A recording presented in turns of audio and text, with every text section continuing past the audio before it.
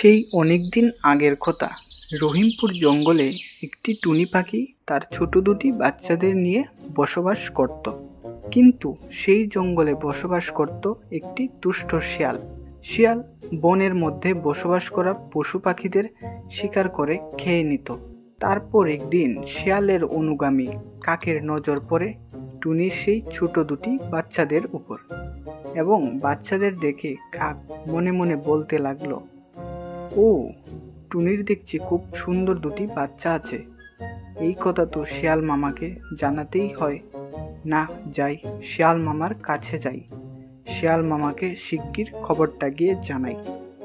এই কথা বলে কাক শিয়ালের সঙ্গে দেখা করার উদ্দেশ্যে রওনা দিল এবং শিয়ালের সঙ্গে দেখা করল এবং বলতে লাগলো, মামা মামা, খুব দারুণ একটা খবর আছে তোমার জন্যে। এখন শিয়াল বলল, কি খবর ভাগ্নে? তখন কাক বলতে লাগলো, আমি এখন জঙ্গলের সেই টুনি পাখির বাসার ভেতর দেখে এসেছি।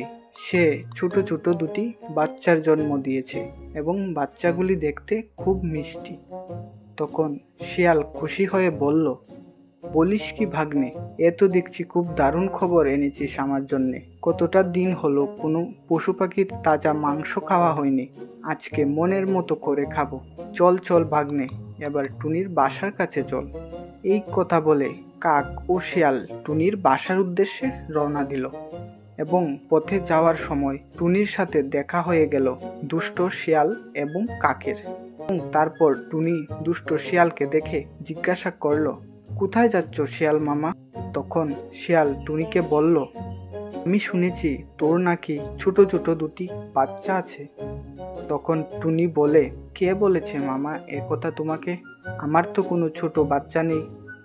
তখনই কাক বলে উঠে, এই টুনি মিথ্যে কথা বলছে মামা, আমি নিজের চোখে দেখে এসেছি এই টুনির দুটি ছোট ছোট বাচ্চা আছে।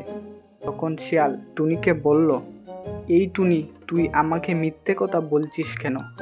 তখন টুনি আর কথা না বাড়িয়ে শিয়ালকে বলল, ঠিক আছে মামা, তোমার যদি বিশ্বাস না হয় তাহলে আমার বাসায় চলো, তাহলেই সব কিছু বুঝতে পারবে।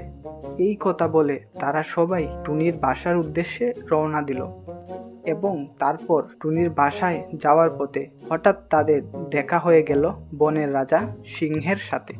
তারপর সিংহ তাদেরকে পেয়ে জিজ্ঞাসা করল, আজকে একসাথে তোমরা সবাই কোথায় যাচ্ছ?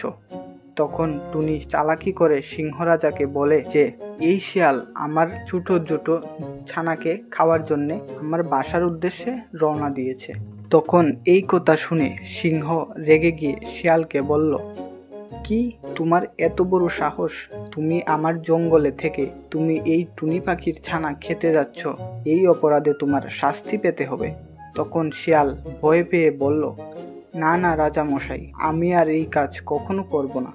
তারপর শিয়াল ও কাক দুজনে ভয় পেয়ে বনের মধ্যে ফিরে গেল, আর এইদিকে টুনি পাখি তার ছোট ছোট দুটি ছানাকে নিয়ে শান্তিতে বসবাস করতে লাগলো।